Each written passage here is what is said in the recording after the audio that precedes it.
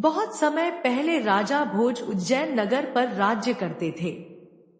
राजा भोज आदर्शवादी, सामाजिक एवं धार्मिक प्रवृत्ति के न्यायप्रिय राजा थे।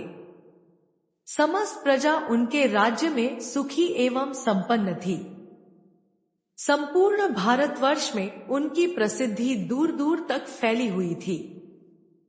उन्हीं के समय से चली आ रही कहावत, कहाँ राजा भोज और कहाँ गंगू तेली, आज भी जनसाधारण को प्रभावित करती है।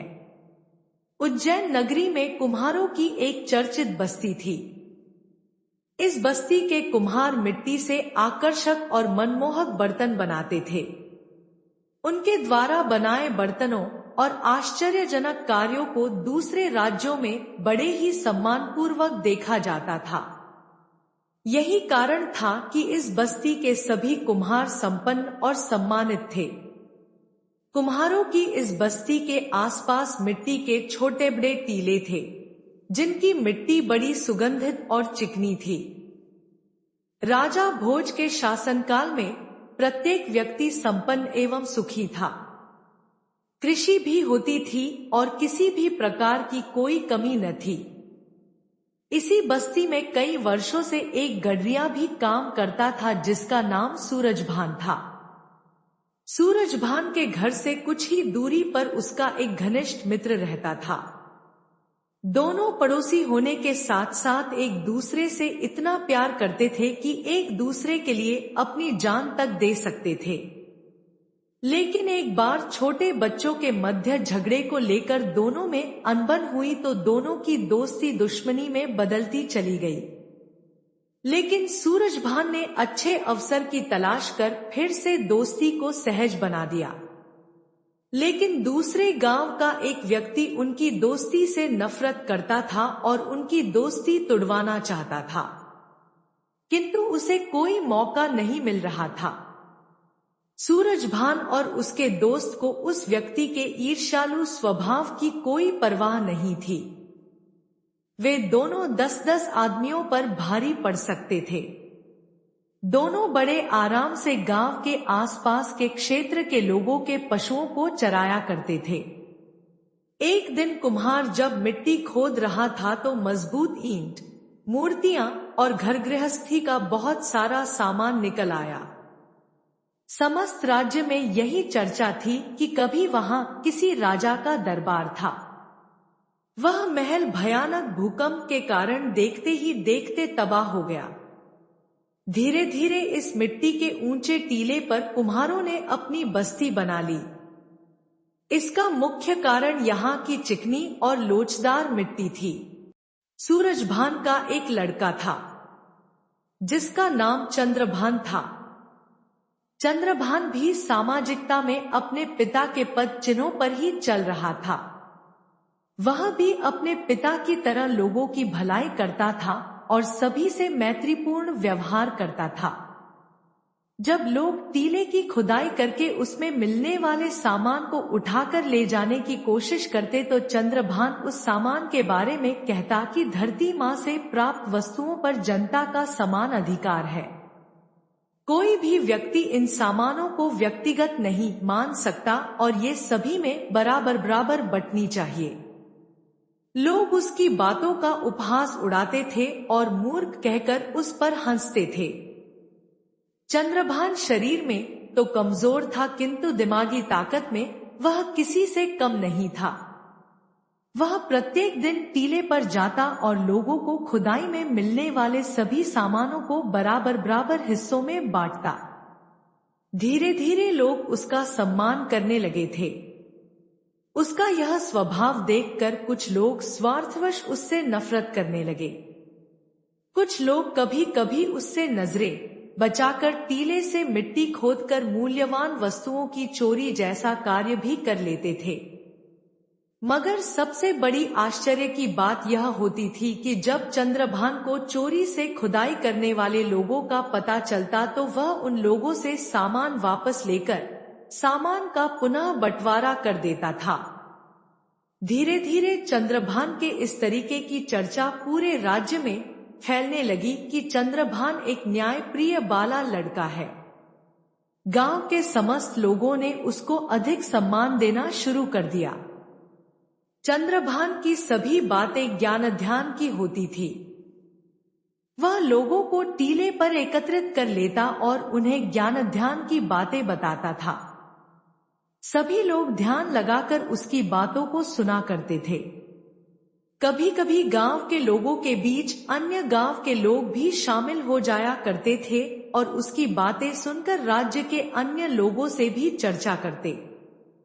चंद्रभान जब टीले से उतरकर अपने घर की ओर जाता था तो उसका व्यक्तित्व सभी लोगों को आकर्षित करता था। चंद्रभान हमेशा की तरह प्रत्येक सुबह उस टीले पर चढ़ जाता और आने वाले लोगों की बातें सुनता और कुछ न कुछ समाधान प्रस्तुत करता। उसकी बातों को सुनकर लोग अब अमल करने लगे थे।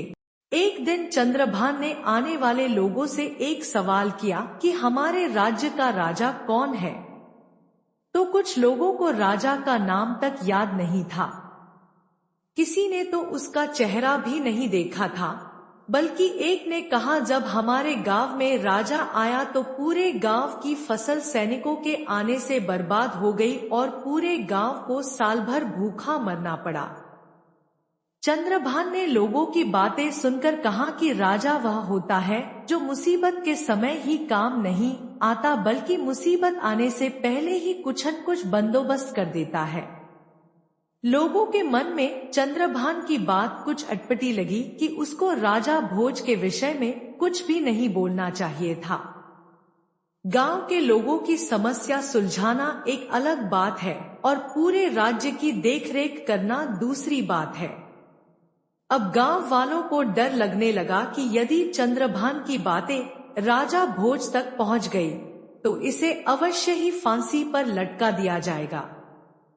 गांव के सभी लोगों के चेहरों का रंग उड़ चुका था। वे सभी सोच रहे थे कि अगर किसी ने इस बात को सुन लिया और जाकर राजा से शिकायत कर दी तो चंद्रभान के साथ साथ गांव के सभी लोग भी राजा का अपमान करने के मुजरिम माने जाएंगे, क्योंकि सभी गांव वाले भी अपने राजा के विरुद्ध उसकी बातें सुन रहे थे। बस्ती वालों के दिल में डर बढ़ता चला जा रहा था। एक एक करके सभी बस्ती वाले धीरे धीरे उसकी चौपाल में कम जाने लगे। जब उसको एहसास हुआ कि अब बहुत कम लोग उसकी बातें सुनने आते हैं, तो उसने टीले पर जाना कम कर दिया। जब उसने गांव वालों से टीले पर न आने का कारण पूछा तो लोगों ने कहा कि अगर तुम्हारी बातें किसी भेदिए ने सुन ली होती तो राजा के सिपाही तुम्हें पकड़कर ले जा चुके होते और साथ में हमें भी तुम्हारे जुर्म की सजा भुगतनी पड़ती। चंद्रभान ने गांव वालों को आश्चर्य से देखा, जैसे कि सभी लोग झूठ बोल रहे हों। उसने कहा कि मैंने किसी व्यक्ति विशेष के विषय में कुछ भी नहीं कहा, बल्कि मैंने तो सामान्य बात कही कि एक राजा को कैसा होना चाहिए और वो किसी भी देश का हो सकता है। यदि मेरे जैसे सामान्य व्यक्ति के अनुसार अगर हमारा राजा भी उन विषयों का पालन नहीं करता तो तब भी मैं अपनी बात पर अटल हूँ। धीरे धीरे यह बात पूरे राज्य में चर्चा का विषय बन गई। गांव वालों में जो बातें हो रही थी उसकी सुगबुगाहट दूसरे गांव के उस व्यक्ति तक पहुंची जो सूरजभान से ईर्ष्या करता था। उसने विचार किया, यह मौका अच्छा हाथ लगा है। उसने गांव के अन्य लोगों से भी इस विषय में पूछताछ की। उसने सोचा कि सूरजभान से बदला लेने का इससे अच्छा अवसर और कोई नहीं हो सकता है। अगले दिन उसने सारा काम छोड़कर दोपहर के समय चंद्रभान को टीले पर बैठे हुए देखा। वह टीले पर गांव वालों से बात कर रहा था। उसने देखा कि चंद्रभान दो लोगों के आपसी झगड़े निपटा रहा था। दोनों का झगड़ा एक बकरी को लेकर था। उस बकरी पर दो लोग अपना अपना अधिकार जमाने का प्रयास कर रहे थे। चंद्रभान टीले पर बैठे बैठे ही उनकी समस्या सुन रहा था। व्यक्तियों की समस्या हल करते हुए उसने ऐसा न्याय किया जिसे देख सुनकर लोग चकित हो गए। उनमें से एक व्यक्ति खुशी खुशी अपनी बकरी लेकर चला गया और दूसरा व्यक्ति चंद्रभान के न्याय से संतुष्ट था। यह एक उलझा हुआ मामला था। गांव वालों में किसी का भी दिमाग काम नहीं कर रहा था, लेकिन चंद्रभान ने असली दावेदार को आसानी से पहचान लिया। उसने अगले दिन पड़ोसियों के बीच एक बच्चे को लेकर हुए विवाद को निपटाते देखा। उस दिन भी चंद्रभान के न्याय की तारीफ सभी गांव वाले कर रहे थे। जब कुछ ही दिनों में चंद्रभान का नाम दूर दूर तक फैला तो उससे ईर्ष्या करने वाला दूसरे गांव का व्यक्ति और अधिक परेशान हो उठा कि चंद्रभान की चर्चा दूर दूर तक फैल चुकी थी। एक दिन उसने मौका पाकर राजा भोज से शिकायत कर दी है। राजा भोज, सूरजभान का लड़का स्वयं अपने आप को राजा मानकर प्रजा की समस्याओं का निदान कर रहा है। महाराज, वह आपके लिए अपशब्दों का भी प्रयोग कर रहा है। ईर्ष्यालु भानु प्रताप मन ही मन प्रसन्न हो रहा था कि वह अब किसी भी सूरत में नहीं बच सकता। उसे भी अपने अपमान का बदला चुकाने का अच्छा मौका दिख रहा था। राजा भोज ने अपने सिपाहियों को आदेश दिया कि वे सूरजभान के लड़के पर नजर रखें, उसके पास न्याय पाने जाने वालों को रोकें और फरियादियों को न्याय के लिए मेरे पास लेकर आएं। सिपाहियों ने राजा भोज के आदेश का पालन करना शुरू कर दिया। अगले दिन एक व्यापारी को राज दरबार में लाया गया। राजा भोज ने व्यापारी से राज दरबार में आने का कारण पूछा। व्यापारी ने कहा, महाराज, मैं एक छोटा सा व्यापारी हूँ और व्यापार करना मेरा मुख्य पेशा है। नगर से बाहर जाते समय मैंने अपने व्यापारी मित्र के पास कुछ बहुमूल्य वस्तुएं बतौर अमानत रखी थी, ताकि जब मैं लौट कर आऊं तो मेरी बहुमूल्य वस्तुएं सुरक्षित वापस मिल सकें। जब मैंने व्यापारी मित्र से वे बहुमूल्य वस्तुएं मांगी तो उसने देने से इनकार कर दिया। इसीलिए हम दोनों का आपस में झगड़ा हो गया है। महाराज, मुझे मेरी वस्तुएं वापस दिला दीजिए। मेरे साथ न्याय कीजिए महाराज, यही वस्तुएं परिवार का एकमात्र सहारा है। राजा ने व्यापारी द्वारा लगाए गए आरोप के बारे में उसके व्यापारी मित्र से पूछा तो व्यापारी मित्र ने कहा कि यह बात तो सत्य है कि व्यापार के लिए जाते समय यह अपनी बहुमूल्य वस्तुएं मेरे पास रख गया था। इसने मुझसे वायदा किया था कि वह 6 महीने बाद लौटकर अपनी वस्तुएं वापस ले लेगा। जब यह 6 महीने बीत जाने के बाद लौटा तो मैंने इसकी अमानत लौटा दी। राजा भोज ने उस व्यापारी से कहा कि क्या तुम्हारे पास कोई गवाह है जो यह सिद्ध कर सके कि तुमने इसकी बहुमूल्य वस्तुएं लौटा दी थी? अवश्य महाराज, मैंने गांव के मुखिया और मंदिर के पुजारी के सामने सभी वस्तुएं लौटाई थी। व्यापारी के मित्र की बात सुनकर राजा भोज ने उन दोनों को बुलाने का आदेश दिया। कुछ देर बाद राजा के सिपाही मुखिया और पुजारी को दरबार में ले आए। दोनों की गवाही व्यापारी के मित्र के पक्ष में थी। उन दोनों की पूरी बात सुनने के बाद राजा ने अपना निर्णय सुनाया। यह व्यापारी झूठ बोल रहा है, इसलिए उसे आदेश दिया जाता है कि वह झूठ बोलने के अपराध में अपने मित्र व्यापारी से क्षमा मांगे, वरना उसे राजदंड भोगना पड़ेगा। यह न्याय नहीं, अन्याय है अन्नदाता। यदि मैं चंद्रभान के पास न्याय हेतु जाता तो दूध का दूध और पानी का पानी हो जाता, लेकिन आपके सिपाही जबरदस्ती हमें पकड़कर आपके दरबार में ले आए, व्यापारी ने रोते हुए कहा। व्यापारी की बात सुनकर राजा भोज क्रोधित नहीं हुए, बल्कि यह सोचने लगे कि सूरजभान का लड़का कैसा न्याय करता है, जिसकी चर्चा हर जगह है। उसे चलकर देखना चाहिए। राजा भोज ने कहा, अगर तुम दोनों मेरे न्याय से असंतुष्ट हो तो जाकर उसी से न्याय मांगकर देख लो। मैं भी देखना चाहता हूँ कि वह किस प्रकार का न्याय करता है। राजा भोज की बात सुनकर व्यापारी और दोनों गवाह भी उसके पीछे पीछे चल दिए। बस्ती के सबसे ऊंचे टीले पर हमेशा की तरह चंद्रभान पहले से ही बैठा हुआ था। गांव के लोग उसके इर्द गिर्द जमा थे। राजा भोज भी भेष बदलकर वहां बैठ गया और उसका न्याय देखने लगा। व्यापारी ने चंद्रभान को जब अपनी विपदा सुनाई तो उसकी बात सुनकर चंद्रभान तेज स्वर में बोला, न्याय करने के लिए राजा होने की आवश्यकता नहीं, न्याय का अपना दृष्टिकोण होता है। यदि न्यायपूर्ण दृष्टिकोण हो तो कोई भी किसी भी समय सही न्याय कर सकता है। यदि मेरे वश में होता तो राजा भोज को यहाँ बुलाकर दिखाता कि न्याय किसे कहते हैं। चंद्रभान ने सबसे पहले व्यापारी के गवाह, गांव के मुखिया और मंदिर के पुजारी को बुलाया और पूछा कि बताओ उन बहुमूल्य वस्तुओं में कौन कौन सी कितनी वस्तुएं थी। चंद्रभान का यह सवाल सुनते ही मुखिया और पुजारी के होश उड़ गए। उन्होंने लड़खड़ाती जुबान में कहा, हमने तो बस पोटली देखी।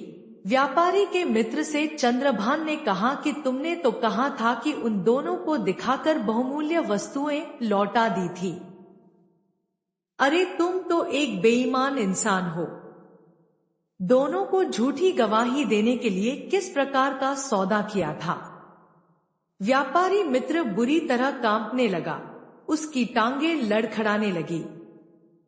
व्यापारी का मित्र चंद्रभान के कदमों में गिरकर रोने लगा, मुझे क्षमा करें, मुझसे बहुत बड़ी भूल हो गई। मैं इनकी बहुमूल्य वस्तुएं लौटाने का वादा करता हूं कि घर जाते ही इनकी वस्तुएं दे दूंगा। राजा भोज ने देखा कि सूरजभान का लड़का चतुर और न्यायप्रिय है। राजा उसके न्याय करने का ढंग देखकर काफी प्रभावित हुए और अपने राजमहल वापस आ गए। वह रात भर चंद्रभान के बारे में सोचते रहे। अगले ही दिन उसने चंद्रभान को राजदरबार में बुलाया और कहा कि मैं तुम्हारे न्याय करने के तरीके से काफी प्रभावित हूं, लेकिन एक बात हमारी समझ में नहीं आई। कौन सी बात महाराज? चंद्रभान ने हाथ जोड़कर राजा भोज से पूछा। तुम अनपढ़ और एक मामूली चरवाहे हो, फिर भी इतना अच्छा न्याय कैसे कर लेते हो? यह सब उस टीले की करामात है महाराज। जब भी मैं उस टीले पर बैठता हूँ तो मुझ में न जाने कौन सी शक्ति आ जाती है। मैं वहां बैठकर ही सही न्याय करता हूँ। बाकी जगह तो मुझसे कुछ बोला भी नहीं जाता है। राजा भोज ने काफी सोच विचार करने के बाद अपने मंत्रियों से विचार विमर्श किया। अंततः यह निर्णय हुआ कि टीले के नीचे अवश्य ही कोई देवीय शक्ति है, इसे खुदवाकर देखा जाए। अगले ही दिन सैकड़ों मजदूरों ने उस टीले की खुदाई की। बहुत गहराई तक खुदाई करने के पश्चात मजदूरों को एक राज सिंहासन मिला। राजा भोज ने देखा तो सिंहासन की चमक से उसकी आंखें चौंधिया गई।